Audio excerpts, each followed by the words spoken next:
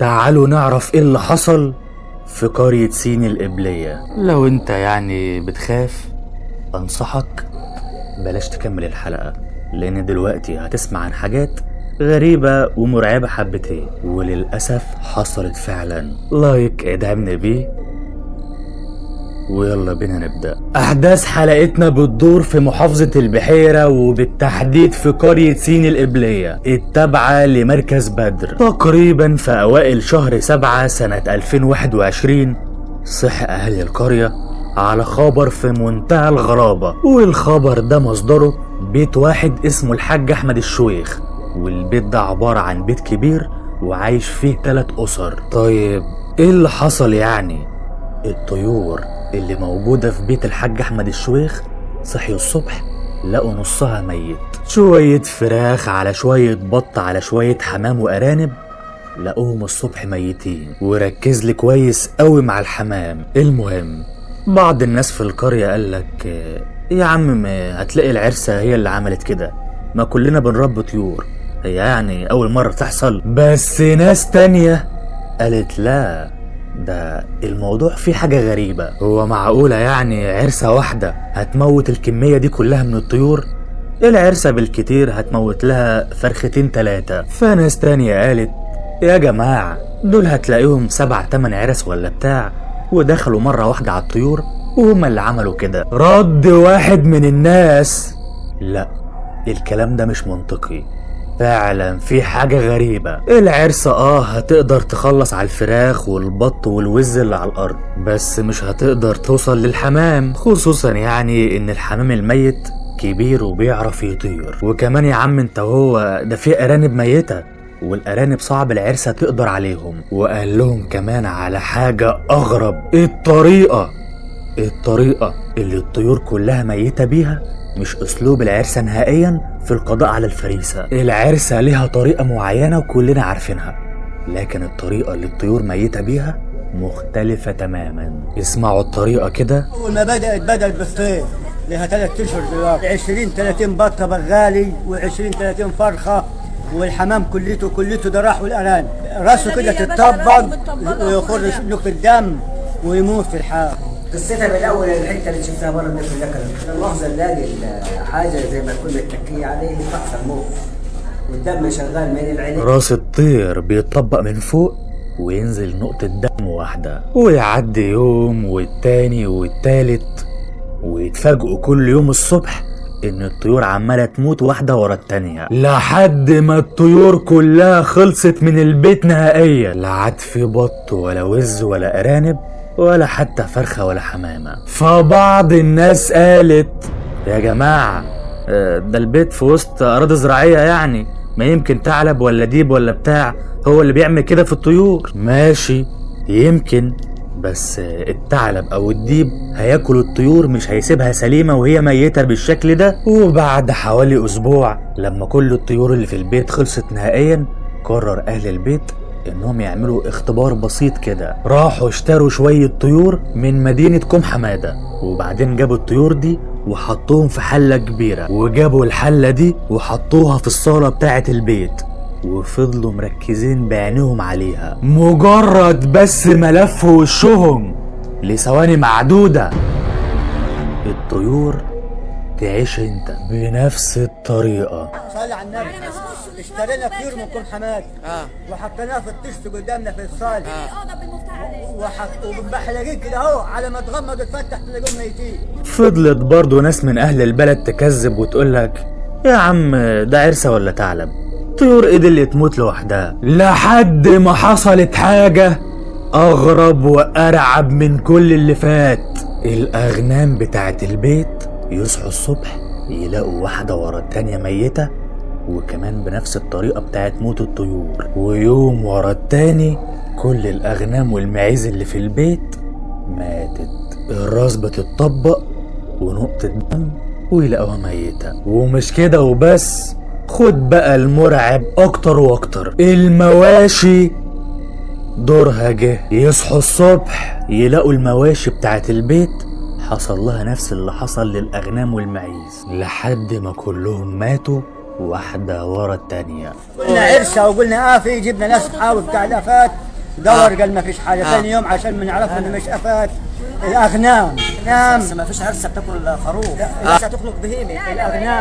الاغنام نفس الطريقه. طب هل ممكن ثعلب، ممكن ديب، ممكن؟ ما فيش الحاجات دي. ده اماكن مغلقه.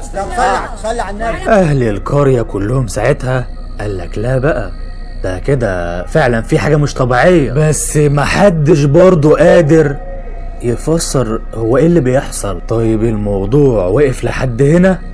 لا طبعا، ده حصل بعدها اللي يخليك حرفيا تضرب كف على كف. بدأت الحرايق تقوم في الأساس بتاع البيت. شاب من أهل البيت اتفاجئ إن في قدام البيت زي كده شوية خشب ومولعين. استغرب مين اللي ولعهم، بس يعني ما شغلش باله، وراح جاب جردل مية وطفاهم. بس ما يعديش بعدها غير كام ثانية بس ويتفاجئ إن في دخان كثيف وخارج من غرفة من بتوع البيت. خاف يدخل من الباب بتاع البيت، فقرر إنه يجيب حتة حديدة ويكسر الشباك علشان يعني يشوف الوضع من خلاله ويطفي الولعة. فعلا كسر الشباك، لقى الولعة ماسكة في السرير والستاير، فقرر إنه ينط من على الشباك ويدخل جوه ويطفي الولعة. أول ما طلع على الشباك حاجة غير مرئية زقته وقعته على ظهره لورا بره البيت، زي بالظبط وكأن في بني آدم دفعك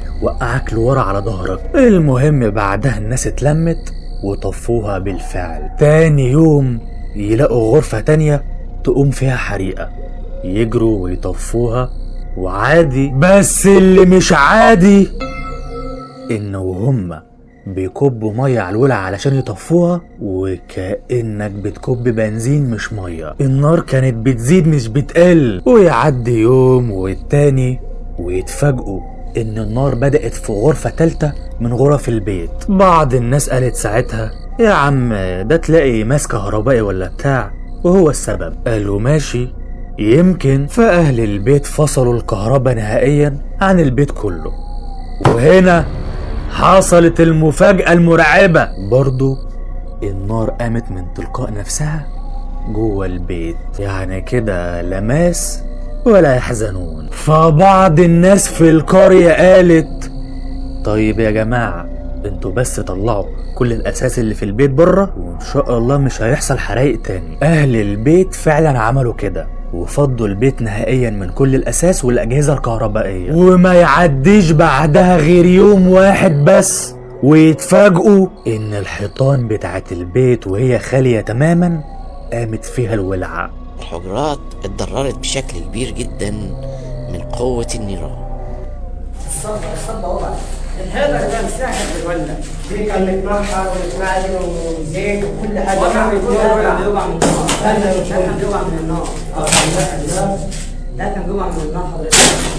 لا خد بقى الأغرب أكتر وأكتر. الأساس اللي هم طلعوه قدام البيت الولعة بقت تقوم فيه بدون أي سبب وبدون ما أي حد يقرب منه، لدرجة إن الحرايق بقت تقوم جوه البيت وبره البيت حوالي 3-4 مرات في اليوم الواحد.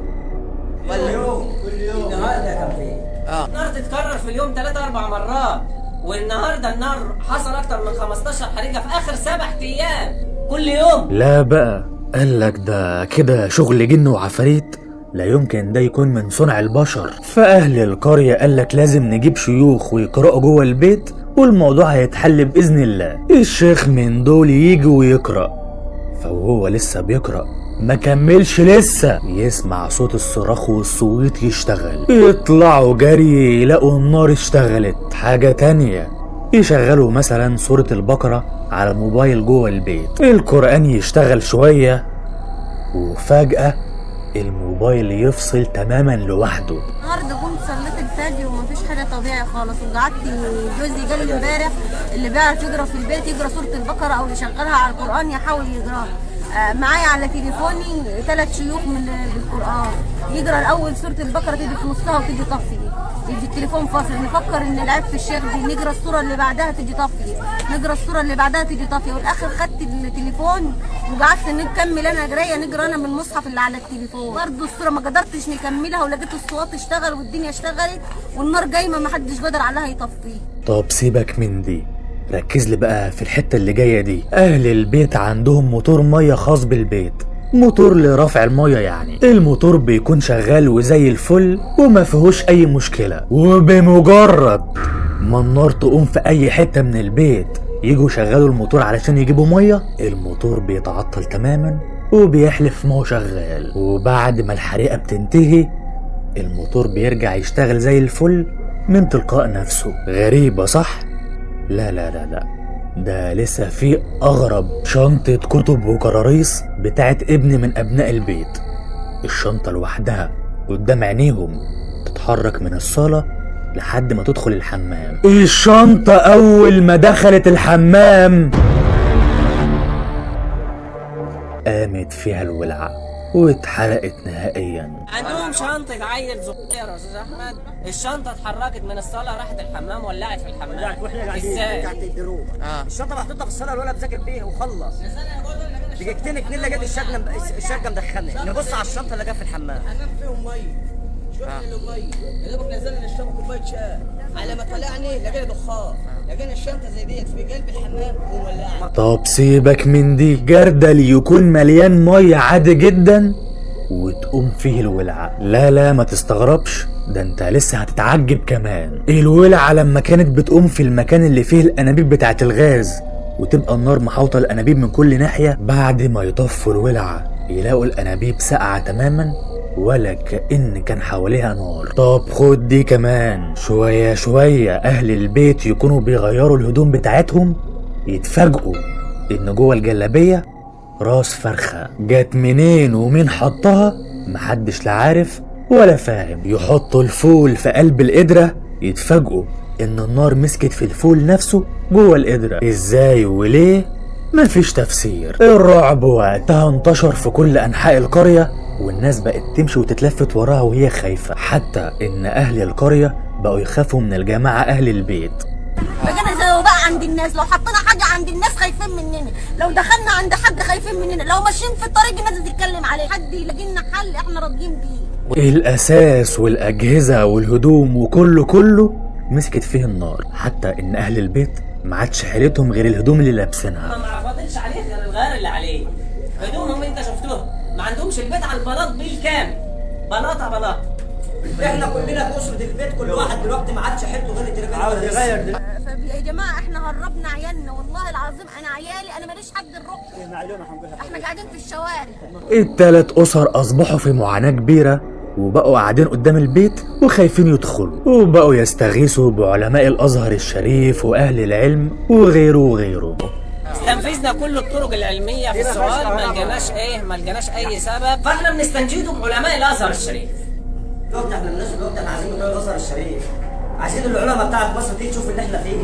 انا عايزه تيجي تشوف لنا الشيخ يشوف لنا اللي احنا فيه ده ايه. تفتكروا يا مرعبين ايه اللي ممكن يكون السبب في كل ده؟ رأيكم يهمني في كومنت. والحقيقة ما قدرتش اعرف اهل البيت عملوا ايه او الموضوع وصل لايه. اخواتنا من مركز بدر ومن قرية سين القبلية يعرفونا الموضوع خلص على ايه او ما خلص او وصلوا لايه يعني. ونتمنى من الله ان يكون الموضوع انتهى على خير ورجعت الامور طبيعية، ويعوض اهل البيت الخسائر ويسترها عليهم. ادعمني بلايك ومشاركة وساعدنا على الانتشار، ويلا